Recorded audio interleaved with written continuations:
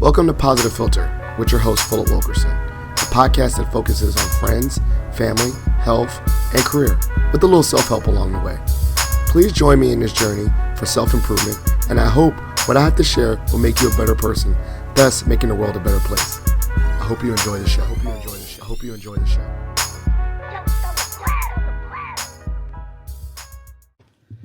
Hello, people of the world. It's Philip Wilkerson back with another episode of Positive Philter. Actually, this is going to be one of my most favorite episodes. I put a lot of pressure on my mother-in-law.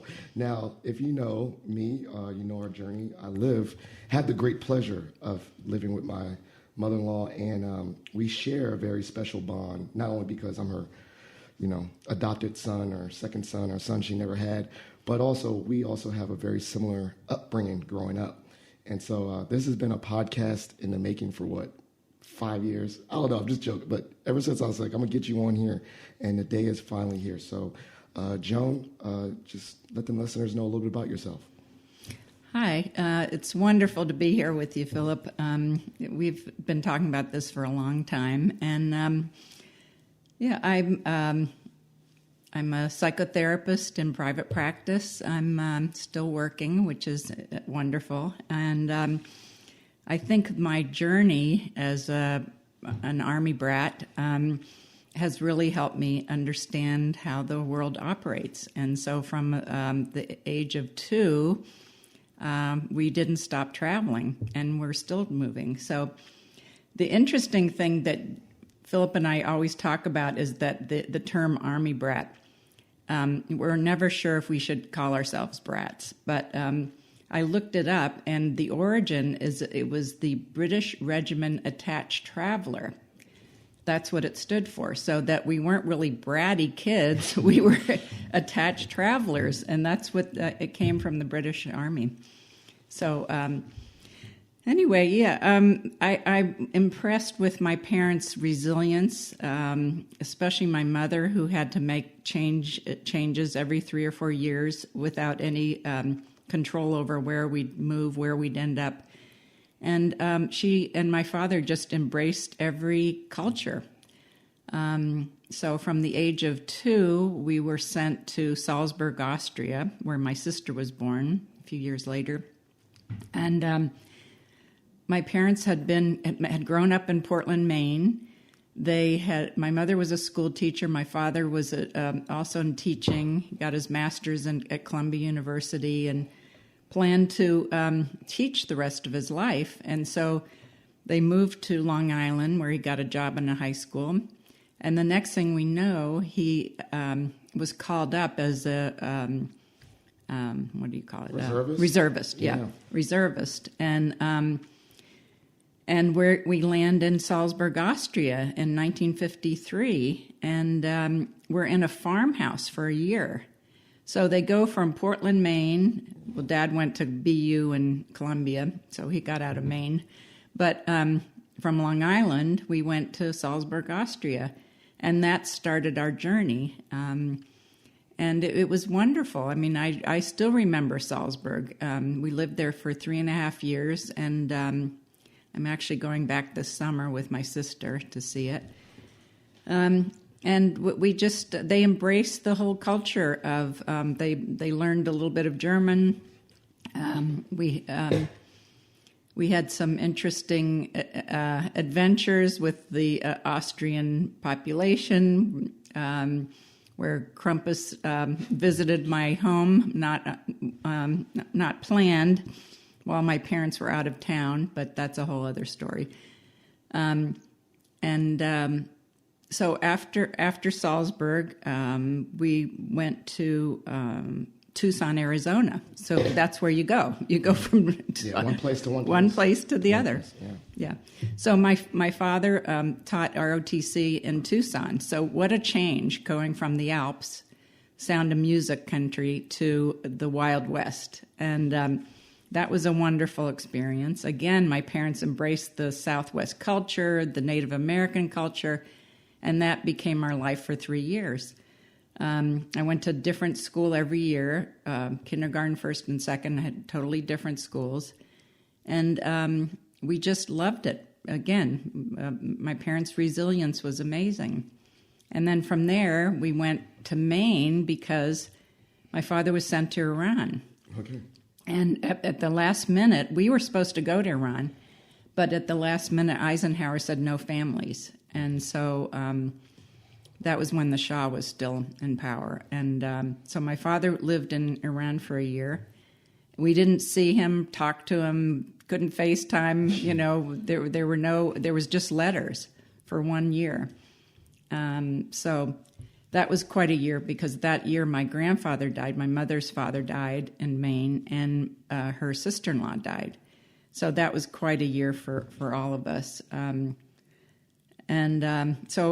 I had a wonderful time walking to school with my cousin Chris in the snow. Schools never close there unless it's a blizzard. So that was a wonderful experience. And then the next station we were stationed in was New Jersey. So for 4 years we were in New Jersey. Again, my father was an instructor in the Signal Corps. And that was, I went to 3 different schools in New Jersey. And so, like Philip and I talk about this idea that friends become so important to you. They become like family because you don't really know I didn't really know my grandparents very well. We hardly ever saw them. I didn't know my cousins very well. So, you know, your friends become like family, but you also have to let go every 3 or 4 years. You know it's coming. I was about to say, and I want to keep on going because I love to see your full journey because this is a great format for this, and then I have some questions off of that. But yeah, I'm gonna hold that thought about friends and family, but I want you to keep on chronologically going through, and then we're gonna have questions off of those. But I think this is a great, like 3 schools. I'm already counting. It's like 6 schools already. But I want you to finish, and I have so many questions off of that. So we love New Jersey. We lived in 3 different houses. Again, we also lived in 3 different houses in Tucson. We rented, and every year the lease would be up, and we had to move. So that was, talk about instability. Yeah. But my parents just embraced it, and it worked. So in New Jersey, we had a wonderful time going to the ocean every weekend. There was a military beach for military dependents and officers and enlisted.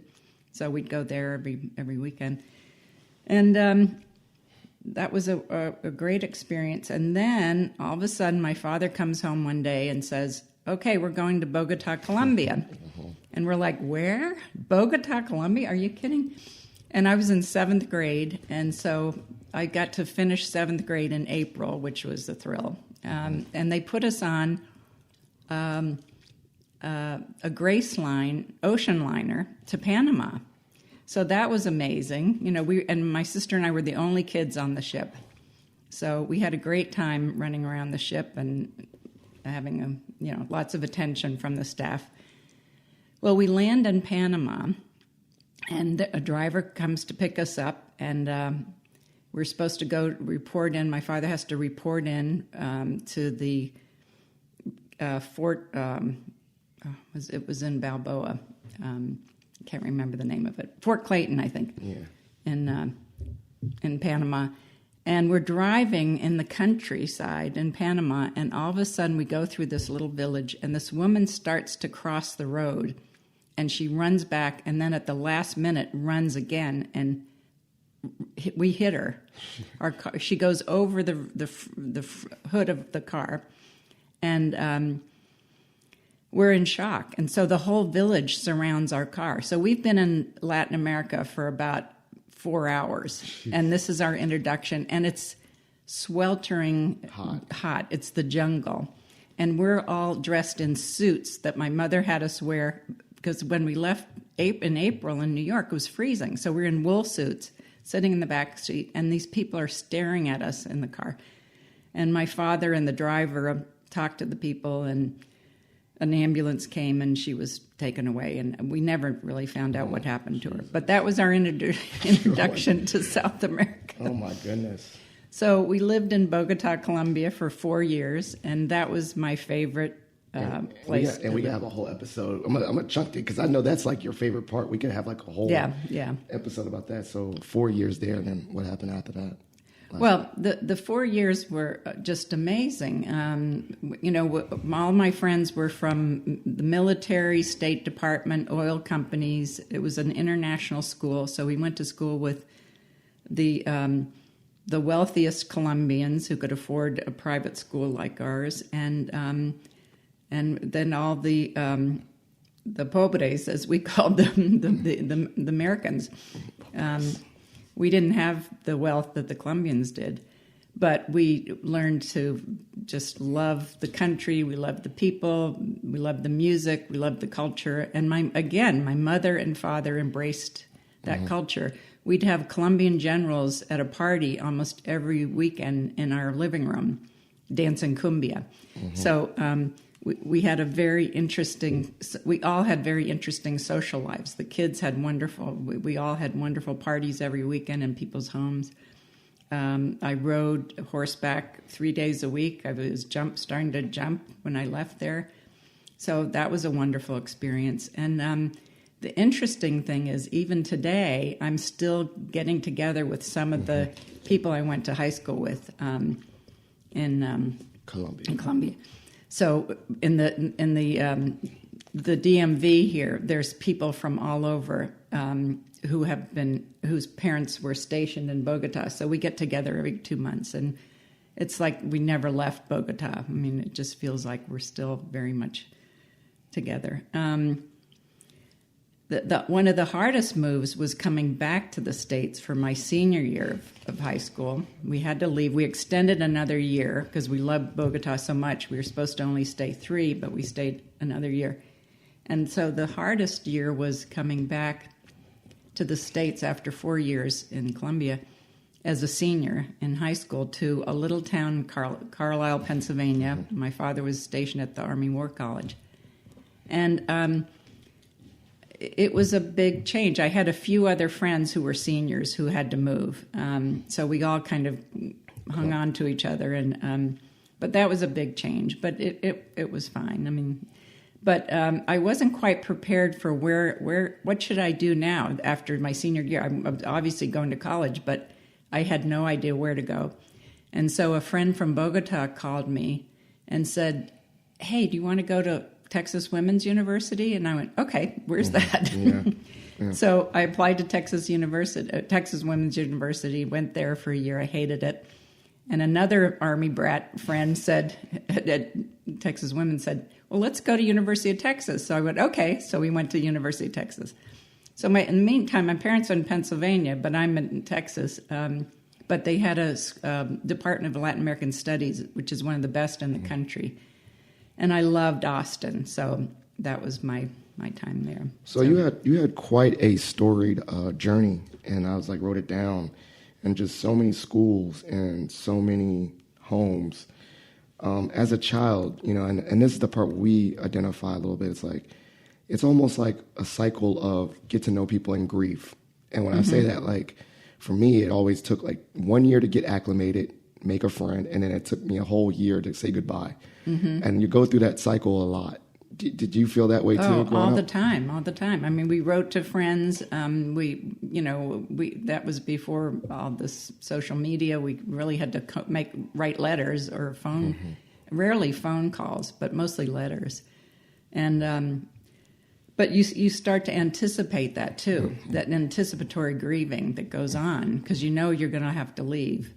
And so the attachments are strong, but there's this sense that this is going to end, and I'm not sure I'll ever see these people again. That's why this is so special with this group and this the whole Columbia group. Yeah, the Colombian group, because we share this special bond that we'll always have. And I'm always curious. I mean, you had all these different places in the world. And then why at Carlisle was that the stopping point that, that they planted roots at the end rather than going, back to Jersey or going back to Maine? Yeah. So my parents found that there was a very nice community of retired military. It was a small town. It's centrally located. And in the middle of the country or in the middle of the state, they liked that. And they just liked the people. And there was a PX on a commissary right there, and so a lot of people ended up retiring in Carlisle. Yeah, it's kind of like the DMV area. Like, I see more, but like this area is so military heavy because you're like, wow, this is good. I'll stay, and that's how. Yeah, and they were tired of moving. Yeah. But I mean, I'm just always curious too. Like, did any family like, come on, man, like you're done with the military, come back to Maine? Your aunts and uncles and cousins. Or... Yeah, well, they were always kind of puzzled by our life. They didn't really understand what it was all about. But I wrote a story for the Maine magazine about how I always told people I was from Maine. And I still do sometimes, saying, well, I'm from Maine, but I only lived there 2 years. I was born there, lived there a year before we went to Long Island, and then I lived there in third grade. But that was home base, and the Army would send us back to Maine before our next assignment, which was amazing. I don't know if they still do that. But, I love that. So you had identity to that, to Maine. Yeah. And like, we went over the summer, you still have that strong family attachment. Yeah. And also, you said recently you're going back to your roots in Ireland, that the military, your father wasn't this is generational. You had some military family members in your family and their history. Yeah. Can you share that a little bit about that? So we're going to go visit my grandfather's home in Ballyshannon, Ireland, in Donegal this summer.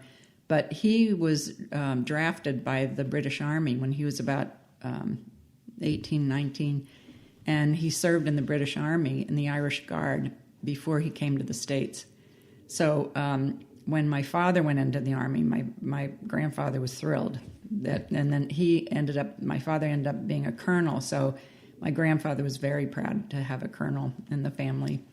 It was kind of consistent with that. Awesome. I mean, so generational. And then, when, you look at my dad and you could just tell that he's military, how he carries himself. How about your father? Just definitely. Like, can you, share, like, even after all this moving and just the way he carried himself as a, retiree, that you could just tell he was still military? Is there anything he still did?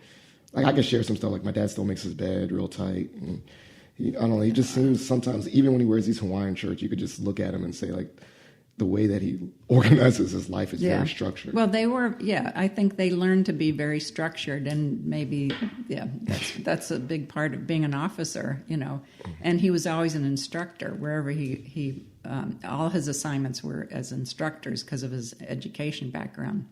So, I have also funny story. When I think of him, he was an instructor in New Jersey at Fort Monmouth, and he had just come back from Iran. So all of his friends, he had made many friends who were Iranian officers who were sent over to study at Fort Monmouth, and they would come over to our house Friday nights for pizza. And so we were surrounded by Iranians that were wonderful, and we just had a great time. But I thought, what an interesting life that I'd come home to 5 Iranian officers having pizza in our dining room. That is amazing. Yeah. Now, I think we kind of flashed through about your father was an instructor. It's like my dad was a helicopter pilot and all these things. So what was your father's assignment really throughout his military career mostly? Well, he was in Signal Corps. Okay. So I think in Bogota he was advising the Colombian Army how to develop communication systems to. And that was right before FARC and in Colombia, then the violence that came a little bit later after we left. But speaking of violence, though, they declared martial law when we were living in Bogota. And we had several bomb threats at night from the embassy would call and say, don't let your kids or your family sleep near a window tonight. So like, thanks a lot. Yeah. And then one of my friends, her house was bombed. Her father was he was the Air Force attaché, and their house was bombed. So there were threats against Americans while we were there. Did you feel like, like heightened sense of danger, or are you kind of like, like you're a kid, like, it's kind of like a kid's lens, like your parents kind of shield you from how scary it is? Well, I mean, we had guards at our house whenever my father left the city.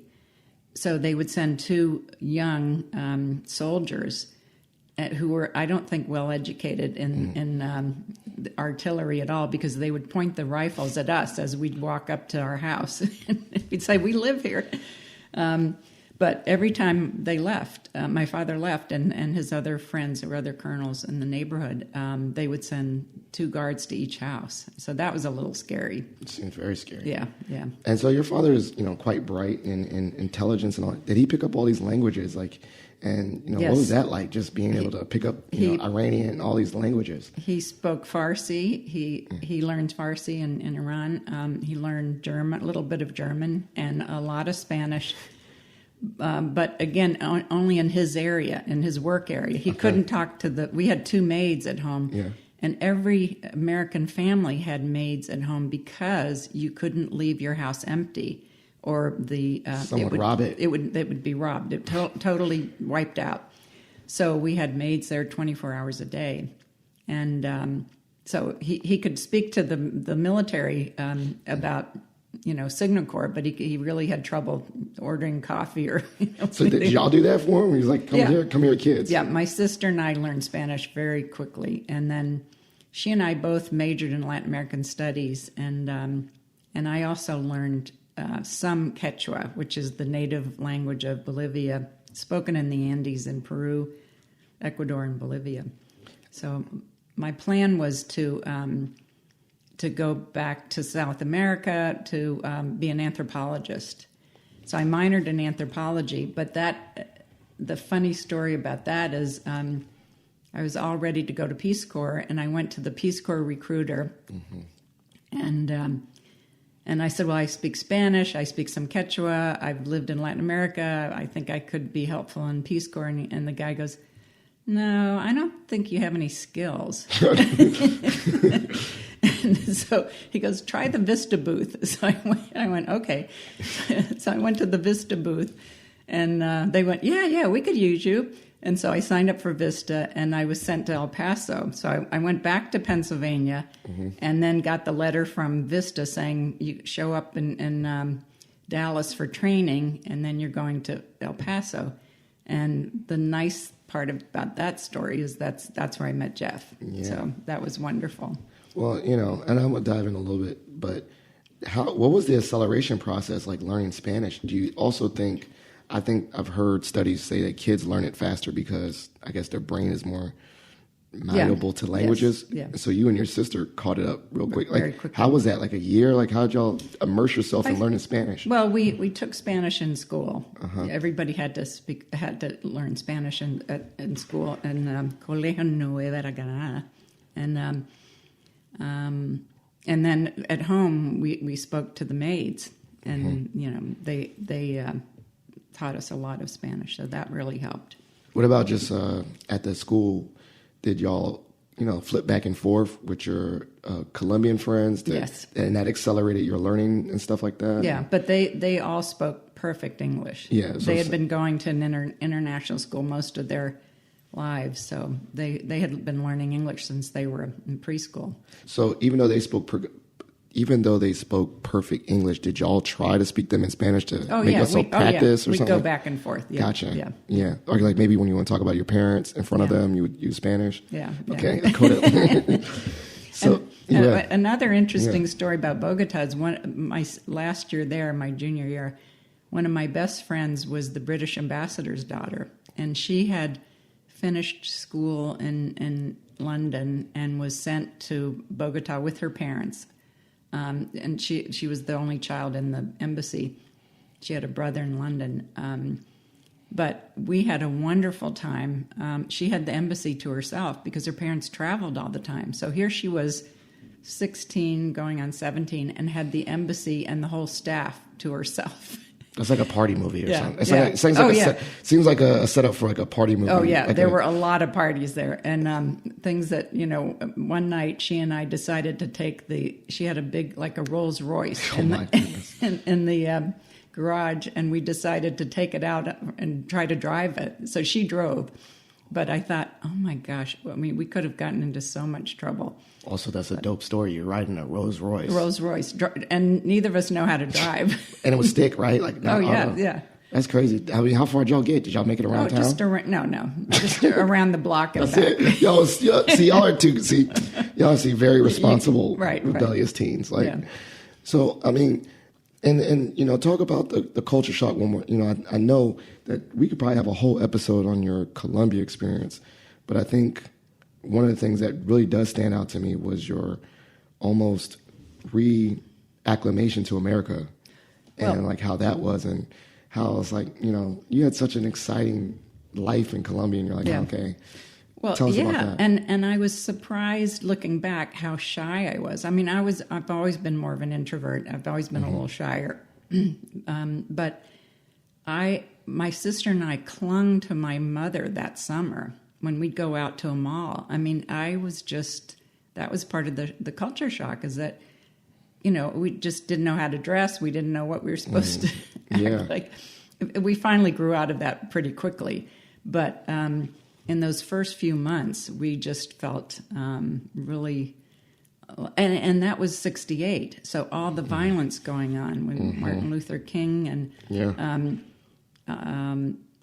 and Robert Kennedy was killed. I mean, we just kept thinking, what is going on in this country? It really, we all wanted to go back to Colombia. Yeah, you got planted back into I could, now thinking about it, like historically, that was just like a really not turbulent time, but a lot going on in America. And very sad. Yeah. I mean, like, welcome back to America. Yeah. How about going before that? Were y'all looking at America from the outside in Colombia, like reading the newspaper, or how were y'all keeping up? Or you were kind of like, it was like a different, like a bubble. Like you it was kind of a bubble. And especially being in high school, I don't think we were that interested in, current events. Yeah, so that was, I think that probably could exacerbate that dropped in foreign territory, because you weren't plugged in on what's going on. Yeah. Wow. How about the opposite? Like when you missed Colombia, were you trying to still keep up what was going on in Colombia from America when you came back? Well, mostly just friends. I wasn't that political then. I became more political in college, but not. But just writing like the group, keeping the group keeping together. up the group, writing to all my friends and how they were doing. How they were doing. How about through college too? Y'all still y'all stayed together a lot. Like not so much. We kind of dropped off again, and then just maybe 10 years ago, a friend from Bogota started reaching out to us, and we all started meeting every couple months, and so. That was, that made a big difference. Yeah, maybe let's talk about that. Maybe how did that re-engagement, start? Well, and Peggy, how has that been really good Peggy for you? Donald and I, we met for lunch one day, and I said, well, we should start doing this regularly. And she would come from Annapolis, and we'd have lunch together. And so she started reaching out to everybody, and all the people who were in the DMV, and we just have... really. Just via email and all that stuff. Yeah. So it's been, and now we're starting to meet in each other's houses instead of restaurants, because we have so much to say. We have a lot to talk about. So going back to that, right? You have this common bond, and some of the people of this Columbia group are the Colombian kids as well, right? That live in America now. Yeah. Or mostly... some of the Colombians have come. Yeah. Wow. Yeah. And then. What are some commonalities? Like, does everyone still speak pretty fluent Spanish really well, or they all have different careers or very similar careers? Like, how does that group look right now? All very different professions, really interesting. But people are just so fascinating. I mean, they've all done so many different things, and very resilient. You can see the resilience in the people that in my friends. But there's one became an ambassador. He was an ambassador to one of the African countries, and I think it was Chad. So some went into foreign service, some went into education, some went into business, government. But you were talking earlier about how the resilience. Yes. And that's something that I see in working with clients who are dealing with. Who are struggling with challenges in their life. But I'm also glad to hear from from Maggie telling me about the schools here are now embracing the military kids. Yeah. Maggie, my daughter, who's the school social worker, is finding that that there's a lot more recognition that these kids are more vulnerable. They need a lot of support when they come in brand new from their last assignment. And the parents need a lot of support. And so I think that's a big change. And the military finally realized that these, what did they call them? Attached travelers. The brats. The brats need some help. And the parents do. Especially, most of them are, the mothers were left behind when the fathers had to, now it's more almost equal now that women are officers and leaving the kids behind too. That's been a big change. I think I would love to I did work with military families for a long time, my practice in Mount Vernon, and I'd like to do that again. It's very powerful. And I think about that too, is like, one of the things I was always jealous of, every time I move and come back, it was like, well, these people, like, the feeling of planting roots in a community is something I always wanted, right? Like, I always just wanted to go to one school and everyone know who I am, and like they know our families and our families know the people. I always hated that I had to reintroduce myself feeling. Like, it felt like reintroduction, even to people I knew, like, going back to the same school, and, I had my best friend Marcus, but I had to feel like I had to reintroduce myself to Marcus and catch up on inside jokes. And I think we all know about the sense of belonging to well-being and a sense of community, right? And you have it, right? You make a community with other military kids, but it's always like this disruptive community, as opposed to like, we live here, we're in Fairfax. Our kids are going to get to play, Bennett's going to play sports with the same kids growing up. Yeah. That's good for, he feels a part of something. And I don't know, I think you really spoke to it. I think we're seeing like, that's really important for these military kids too. Yeah, yeah.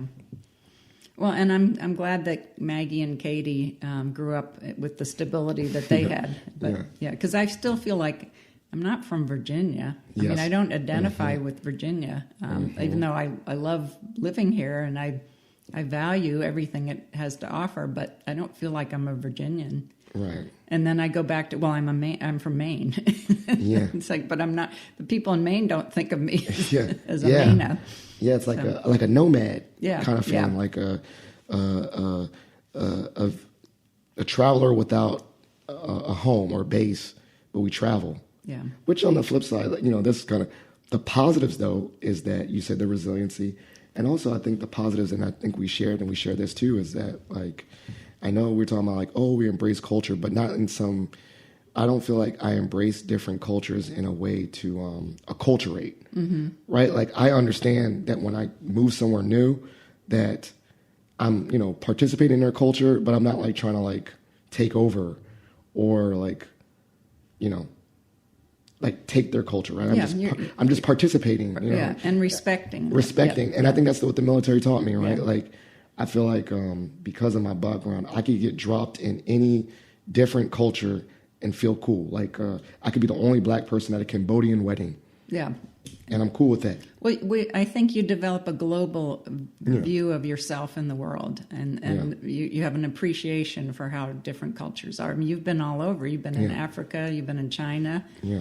You were born in Germany. I mean, you've had an amazing life. Yeah. And like I said, like, and with that part is like, I can get invited to a completely foreign culture and not feel like I'm taking up all the space in that culture. I'm hanging out, and I'm just bringing up many examples where people like, like I have friends from all over the world in different cultures, and I thought about it was like, that was not weird to me in my mind. It was like, of course I know I got a friend from Cambodia. Yeah. Of course I got a friend from China. Of course I got a friend, from different part. And I tried this different food and all that stuff. Yeah. And like, it was, just how I grew up. Well, and you have that now at George Mason, where you're in a global community there. Yeah. Yeah. So one of the things I was thinking about too, as we were thinking about this, was the thought of the opposite. Like, if you can go back in a time machine and talk to that guy that says, you have no skills. And now you're more assertive. I don't know who this quiet, non-talk back Joan was, because that's not the one I know now, for sure. What would you say to that person? Say, you know what? I am a attached traveler. Yeah. I have way more skills than you can think of. What would you say to that person? Well, I think back then they were looking for very concrete services to provide to communities in South America. So they wanted nurses, they wanted engineers, they wanted very concrete services. And so they probably thought, well, we can teach anybody Spanish, Yeah. So, but other people I've talked to said, oh, you would have been on the next plane. Yeah, exactly. But it all worked out. Yeah. I mean, but what skills then besides languages? What do you think? I think of okay, you said resilience. I think adaptability. I think being able to pick up a new language. I think cultural awareness. I think Well, it helped me in El Paso because I was in the Chicano community teaching a bilingual preschool, and then Jeff was living in this tiny little town on the Texas border outside of El Paso where almost no one spoke English. So, that was an incredible experience to feel like I'm back in a Latin American country practically, and it was Texas. So that was yeah. And also one thing I thought about is love Jeff, and I think about my military background, how it's helped me in my relationship with Maggie. Meaning, it's helped me be like the guy that's I'll go there. All right, whatever. Is there any things that you think of because of your background, it helped you in Jeff's relationship? Well, I think I had a different view of the world, and we traveled a lot. We took the girls to Europe twice. We went to Hawaii 3 times. We just loved seeing the world and being very open to different cultures when we were there. I think that made a big difference. Yeah. Is there one thing? And this is my last question. We've got our last segment. Is that when you met me as your son-in-law, when you found out I was a military brat, was that a happy thing? I mean, I know it's a happy thing, but what were your thoughts when you knew that I was a military child too? I was thrilled because I knew you and I spoke the same language. We had the same experiences. It's just a very unique way to grow up. And so I knew you'd have that resilience and that ability to adapt to new situations and to be open with whoever you met in your life. And that's a real gift. And I think, but I don't want to idealize it because a lot of families struggle with that. And I think especially the Navy families where the father then was out for 6 months on ships. Half a year they'd be gone on a ship almost every other year. So I think those families really struggled, where my father was never, except for the year in Iran. He was usually gone for a couple weeks, but not for 6 months at a time. Very similar. Yeah. My dad was only gone for Desert Storm. Yeah. But so I think we're right. We're idealize whatever. Idealize. That's it. Yeah. But it is it's a very disruptive thing, right? It is not for the faint of heart of that disruption on family structures and family systems. Yeah. And like I said, I think the world is recognizing the additional supports that these families need when they're disrupted, supporting a mom that's by herself with all these kids, or how to help, get them services, or I think a lot of the groups are really together. So when a mom needs to have mom friends, she's building them really quickly with other military moms. So I feel like people are addressing those unique issues of military families because of all the things you said. Yeah. Yeah, the mothers develop an incredible bond, and the head of the squadron or the admiral's wife is often called to kind of take care of the other wives. Yeah. To kind of comfort them through that next 6 months and give them guidance and practical advice and everything. I've worked with a lot of officers' wives over the years, and they talk about how the responsibility is huge. and no one ever recognized that. It was an informal role that was very demanding. And the only reason I'm smiling is because it just brought up two stories, like Karen Foyt, right? She was like, when I moved to Fort Hood, I like unofficially got a title, and I had like all this work I had to do as a military mom, military wife. And it's like, you're right. Like, it wasn't like recognized, but it was like, okay, you're coordinating this and you're doing this and this. And then it's like a almost position in itself. And then thinking of my Uncle Kip, Aunt Joyce was like the first lady, right? She got the, 4-star general husband, and she's like the first lady, where she's literally looked at as a leader position.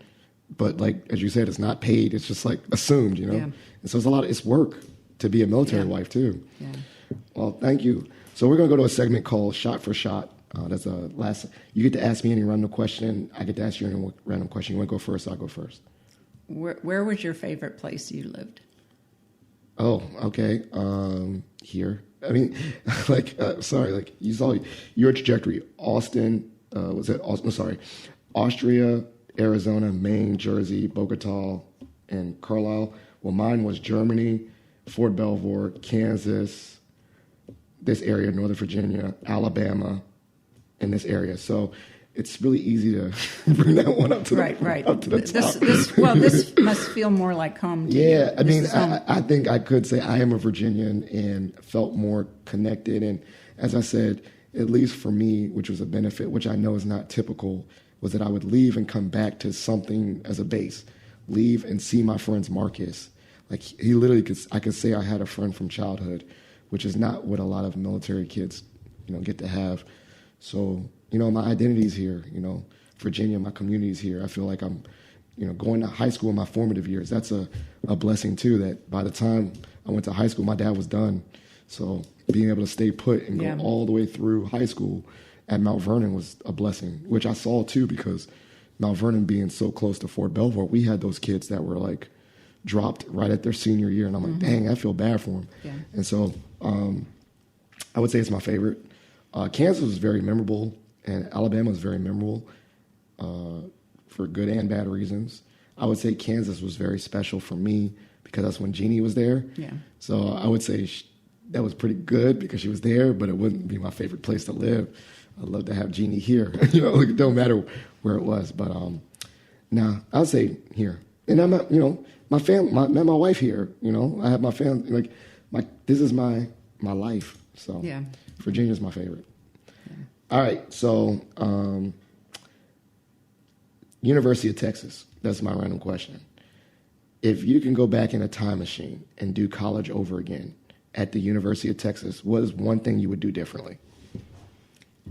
I would branch out and have more friends. I was pretty shy, and I was one of 40,000 students, and I think I got lost in the shuffle.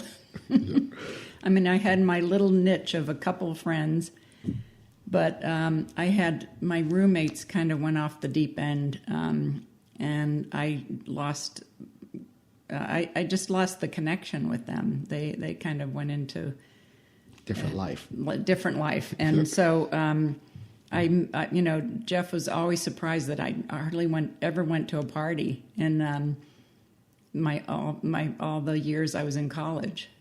So I would party more. I love it. See, kids, you need a party when you go to college. It's the other way around.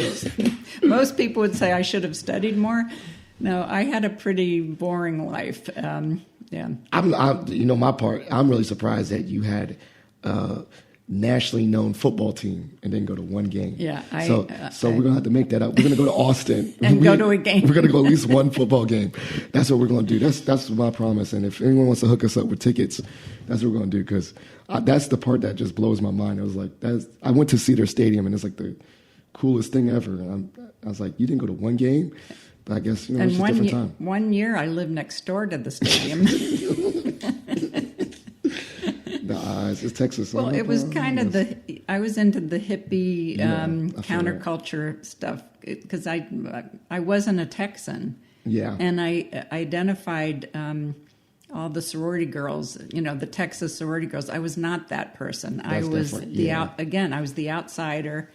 So I was more into the, Did y'all listen? I mean, hippie music. Did the musicians come? I know Austin. Oh, all the time. Did you go to those shows? I would go to rock There it is. concerts. That was where I was going. Yeah. Okay, real quick then. What was one rock concert or performance or person that you went to when you were in Austin? That was Well, I don't remember who it was, but I remember somebody letting me do this light show, help with the light show behind the stage. That's cool. And I was doing, all the colored lights and stuff. So that's one. I don't remember seeing anyone famous, though. Right, I think Willie Nelson was around, but... That's cool. And ZZ Top. Yeah, that was another. Wait, they're from Texas. Aren't they from Texas yeah. with the big beards? The beard. Like my friend looked like he's in ZZ Top. Yeah, Sam yeah. Homer. Yeah. Shout out to him. Well, then now we have a new challenge, y'all. We got to go. We got to go. We went to Maine, and Joan finally took me to the land of Maine, which I love. And now we got to go back to Austin, Texas, my favorite place Right, in the United right. States. No, Austin was wonderful, and it was a very international community there. Yes. Yeah. And then very progressive in their the education. Yeah. Well, this has been a great episode. I'm so glad I finally got you on the podcast. This is a part of the show called Shout Outs and Plugs. Shout out, just say love to anybody and things that you just want the listeners to be aware of, but the stage is yours. Well, I first want to thank you, Philip, because this is wonderful. And you and I have been talking about doing this for years, so thank you so much for having me. And I'm very grateful to share my life with you. And very grateful for my daughters and my 3 grandsons, my son-in-law, Nick, all my friends who I love so much. I really feel like the friends I have here are family. And my family in Maine and New Hampshire and Jeff's family. I mean, I feel very grateful for this extended family of all of Jeff's family. I feel we've had a wonderful life and never a dull moment. Yeah. I was going to ask another shot for shot question, but I'll let it go. We'll maybe have to do a part 2. It's about like how do you what's the difference between having 2 girls and then now living with crazy boys? But we can get we'll talk about that another We'll talk day. about that another time. I don't think she's ever seen so many half-naked little boys run around in her entire life. Like, living with boys is quite different than girls. But Positive Filter listeners, it's been a great episode. Obviously, something very important to me. You know, as you know, every episode is dedicated to the memory of my father-in-law, Jeff Kirsch. So please consider donating to the Jeff Kirsch Anti-Hunger Fund. I put that in every show note. Also, if you're a member of the Mason Nation, please consider sharing kindness by submitting a Pats for Patriots for a fellow Mason Patriot to be kind to them as well. Thank you for listening. Thank you for engaging, and just keep on being kind and positive to each other. And we're out. Thank you for listening to Positive Filter, a podcast that focuses on family, friends, career, with a little self-help along the way. If you enjoyed this podcast, please share it with your family and friends, and like the Facebook page, Spreading Positivity of Movement. Thanks for listening.